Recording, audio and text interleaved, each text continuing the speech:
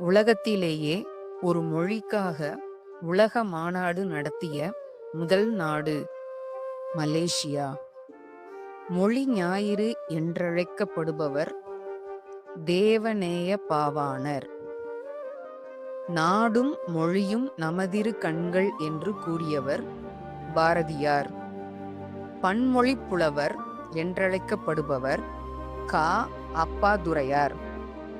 தமிழ் சொல்லாராய்ச்சியில் உச்சம் தொட்டவர் யார்? கமெண்ட்ல சொல்லுங்க.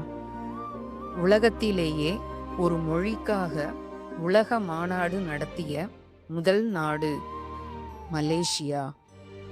மொழி ஞாயிறு என்றழைக்கப்படுபவர் தேவநேய பாவாணர்.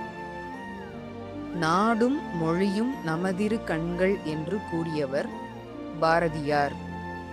பன்மொழிப் புலவர் என்றழைக்கப்படுபவர் கா. அப்பாதுரையார். தமிழ் சொல்லாராய்ச்சியில் உச்சம் தொட்டவர் யார்? கமெண்ட்ல சொல்லுங்க.